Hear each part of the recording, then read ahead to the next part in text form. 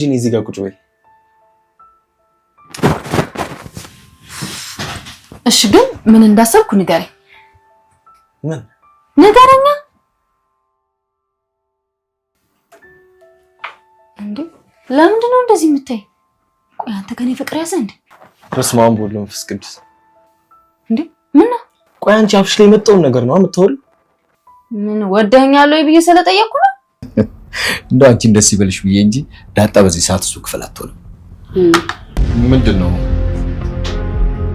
ምን አስደነገጣችሁ እንዴ? ለምን አንደነግጥ? ሳታንኳኳ ስለገባህ እኮ ነው። እኔ አሁን እኮ እዚህ ክፍል የገባሁት አንኳኩቼ ናታን ግቢ ብሎኝ ነው። ባይሌ ኖር አልገባም ነበር። ከዛ ገብቼ የማነበው መጽሐፍ ስጠኝ አልኩት። ከዛ እሱ ምን ልስጥሽ ሲለኝ እኔ ደግሞ ተወደኛለህ ወይ ብዬ መጠየቅ የሚለው መጽሐፍ አለ ወይ አልኩት። ከዛ ሰምተኛል ናታን? አዎ አለ ብሎ ሊሰጠኝ ሲል አንተ ሳታንኳኳ ገባ። እኔ ደነገጥኩ። ደንግጠሃል ናታን? አዎ ነው ደነገጥኩም ነው። እንደዚህ አይነት መጽሐፍ አለ እንዴ? ካለ እኔም ፈልገዋለሁ፣ አነበዋለሁ። አይ እኔ ፈልገዋለሁ። መጀመሪያ እኔ በልጨርስና ሰጣለሁ። አረ እንደሱ የሚባል መጽሐፍ የለም እንዴ? የለም እንዴ? በቃ ፈልጎ ያመጣልሻል። ናታን ዳጣ የፈለገችውን መጽሐፍ ከየትም ብላ አምጣላት። ያው ነገ ገዝተህ ባታመጣልኝ እዚህ ቤት የመጨረሻ ነው። በቃ አንቺ የፈለግሽውን መጽሐፍ ነገ ፈልጎ ያመጣልሻል። አሁን ለኔ ሌላ መጽሐፍ ሊሰጠኝ ስለሆነ አንቺ ወደ ክፍልሽ ሂጂ። ስታይል በቃ ደህና ደህና። ናታን ግን መጽሐፉ እንዳትረሳሽ። እንዴት አለሽ እንዴ? አዎ አለሁ። የት ነበር? ናታን ጋር እንትን መጽሐፍ ውሰጅ ብሎኝ ከዛ ደረጃ አስወጣሽ? አዎ እኛ መጽሐፍ ልንፈልግ ስለሆነ ውጭ አለኝ። ግን እርግጠኛ ነሽ ራሱ ናታን ነው ያለሽ? አሁን በቴክስት ነው ውሰጅ ብሎኝ እኮ። ታነቢ? እንዴት አነባለሁ እኮ። ኧረ የኔ ጎበዝ። ታዲያ የት አለ መጽሐፉ? ውይ እትዬ ረሳሁት። በቃ ናታን ራሱ ነገ ያመጣዋል።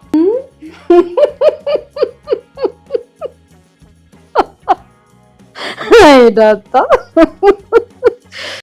አቢጌል ቤቱን ድብልቅልቁን አውጥተዋለች። በተደጋጋሚ ዳጣን ወጥመድ ውስጥ ለመክተት ሞከራ ባይሳካላትም ዛሬ ግን ናታንንም ዳጣንም ትልቅ ችግር ውስጥ ነው የከተተቻቸው። በስተመጨረሻም ናታን ወጥመድ ውስጥ እንደሆነ ባያውቅም ነገር ግን ችግሩን ለመፍታት ብዙ መስዋዕትነት ያስከፍለዋል። ኤቢ ትልቅ የቴክስት ማስረጃን የያዘችበት በውሃ አማካኝነት የዳጣን ስልክ መክፈቻ ፓስወርድ ያገኘችው ኤቢ ለናታን የተለያዩ የፍቅር ቴክስቶችን የላከችለት። ናታን እንዴት ነህ እንደምወድ ታውቃለህ አይደል ብላ ልካለት ወጥመድ ውስጥ እንደሆነ ያላወቀው ናታን ከዳጣ መስሎት በመደሰትና ባለማመን ስሜት ውስጥ ሆኖ ነበረ መልእክቱን ያነበበው። ፈጠን ብሎም ብዙም ሳያስብበት ከናፈኩሽ ታዲያ ለምን አትመጭም ብሎ ነበር የመለሰላት። ሀሳቧና ቅዷ እየተሰካላት ያለችው ኤቢ ናታን ወጥመዷ ውስጥ እንደገባ ገብቷታል። በደስታ ፈጠን ብላ ናታንዬ ግን እኔ ነው ወይስ አቢጌልን ነው የምትወደው? እኔ የፈራሁ ነው እንጂ አፈቅርሃለሁ እኮ ብላ ትጽፍለታለች። አቢጌል እድሉን ስላገኘች ነው እንጂ ምን ይዞባት እንደሚመጣ እንኳን ጠለቅ ብላ ያሰበችበት አትመስልም። በጣም ናታንን ሊያናዳው እንደዚሁም እስከ መጨረሻው ሊያቆራርጣት እንደሚችል አልገባትም ነበር። ናታንም መልእክቱ እንደደረሰው በጣም ደስ ብሎት ነገሩን እርግጠኛ እንደሆነችም ለማወቅ በሚመስል መልኩ ዛሬ ግን በጤናሽ ነው? እኔም እኮ ብዙ ነገሮች ደስ ይለኛል። አይደለም ከአቢጌል ከሁሉም ሴቶች በላይ ሳይሽ ደነግጣለሁ ብሎ ይመልስላታል። አቢጌል ያየችውን ቴክስት ማመን አልቻለችም። በጣም ተናዳለች። ቀጥላም ከባድ ጥያቄ ነበር የጠየቀችው። ደረጃ ወደ አውሮፓ ልሄድ ስለሆነ ለምን የሆነ ቦታ አንሄድም? ካንተ ጋር ቆንጆ ጊዜ እናሳልፋለን ብላ ነበር የጠየቀችው። ነገር ግን ናታን ራሱን ተቆጣጥሮ እርግጠኛ ነሽ ዳጣ? እንደዚህ እንኳን አይሆንም፣ እኔ አንቺን እንደዛ አላስብሽም ብሎ ይጽፍላታል። ናታን ወጥመድ ውስጥ እንደሆነ ባያቅም ታማኝነቱና የደረጀን ቃል አክባሪነቱ በትንሹም ቢሆን ከሚመጣበት የእምነት ጉድለት ጥያቄ ራሱን ጠብቋል። ደረጀ ከዳጣ ጋር ክፍል ውስጥ ሆኖ በማታ የያዛቸው ጊዜ ዳጣ ደረጀን ለማዋሸት ብትሞክርም ደረጃ አውቆባት እሷን ከክፍል አስወጥቶ ናታንን መክሮት እንደዚሁም ደግሞ ወደ ውጭ ሊሄድ ስለሆነ ሊሄድ እንደሆነ ነግረውት ሁሉንም በኃላፊነት እንዲንከባከባቸው እና እንዲጠብቃቸው ቃል አስገብቶት ነበረ። ኤቢ የጀመረችውን ወጥመድ መዘርጋቷን ቀጥላለች። በመልሱ ብትረጋጋም ተንኮሏን ግን አላቆመችም ነበር። ግን ትወደኛለህ? እኔ እኮ እነትዬን እየፈራሁ ነው እንጂ ማታ ክፍልህ መጣ ነበር ብላ በትልቁ ልትፈትነው ነጥብ ልታስጥለው ትሞክራለች። ናታንም እየተመለከተ ያለው እሱ የዳጣ የመሰለው ነገር ግን በኤቢ የሰይጣን ሀሳብና የተንኮል የተላከለትን መልእክት አይቶ ማመን አልቻለም። ደስ ብሎት ባለማመን ስሜት ውስጥ ሆኖ እየተጠራጠረ እውነት ለመናገር ለማንም ሴት ደንግጬ አላውቅም፣ ነገር ግን ባንቺ ደነገኩኝ እና ደግሞ ክፍሌ ብትመጭም ምንም አይፈጠርም፣ መምጣት ራሱ አይጠበቅብሽም። የኔ ስሜት ተሰምቶሽ ከሆነ ግን በሰፊው እናወራለን። ቆይ ግን ለምን አሁን አትመጭም ብሎ ይልክላታል። እሱ ባይታወቀውም ነገር ግን ከትልቅ ጉድ ነው እራሱን እያወጣ ያለው። ኤቢ ባሰበችው መጠን ባይሳካላትም የተወሰነ ያህል መረጃ አግኝታለች። እሺ ናታንዬ ብላ ትጽፍለትና ባገኘችው የዳጣ ስልክ የቴክስት መረጃ ምን ማድረግ እንዳለባት ሶፋውን ደገፍ ብላ ማሰብ ትጀምራለች። ወጥመድ ውስጥ እንደሆነ ያልገባው ናታን ዳጣ ከሱ ጋር ተመሳሳይ የፍቅር ስሜት እንዳለ ታስቦ ክፍል ውስጥ እስክትመጣ እየተቁነጠነጠ ይጠብቃታል። ኤቢ ሙሉ ቤተሰቡ እሷን ለማስተካከል ሁሉም ያላቸው ያቅማቸውን ቢያደርጉም እሷ ግን እየበሰባት ነው እንጂ እየተስተካከለች አይደለችም ያለችው። ዳሪና ናታን ተነጋግረው ናታን እሷን የተሻለ ሰው ለማድረግ መሞከር ጀምሮ ነበረ። ኤቢ ግን እልህ ውስጥ የከተታት ያ ነበረ።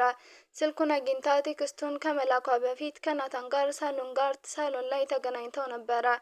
ደረጃ ወደ አውሮፓ ሊሄድ እንደሆነ ነግራው ሁለቱ ከከተማ ወጥተው ለ3 ቀን ለብቻቸው ጊዜ እንዲያሳልፉ ፈታ እንዲሉ ብትጠይቀውም ናታን ግን ይሄ ሊሆን እንደማይችል ከህልሟ እንድትነቃና የምታወራው ነገር ምንም ከእውነታው ጋር እንደማይገናኝ ይነግራታል።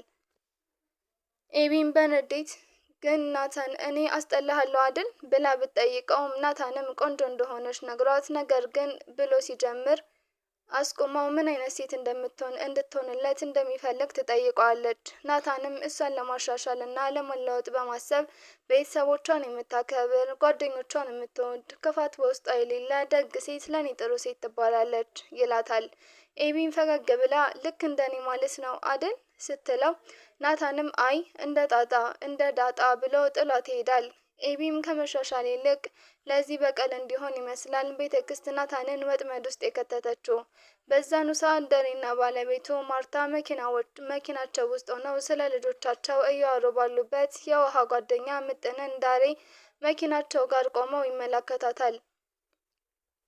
ሰላምታ የተለዋወጡም ባሉበት የማርታ ስልክ ይጠራል። ኤቢ ነበረች። ማርታም ስልኩን እንዳነሳችው እማዬ ዛሬ ቤት የተፈጠረውን ጉድ ብታይ፣ ዳጣ ለናታን የምትልክለትን ቴክስት ብታዩ ራሱ ማመን ያቅትሻል ብላ ትላታለች።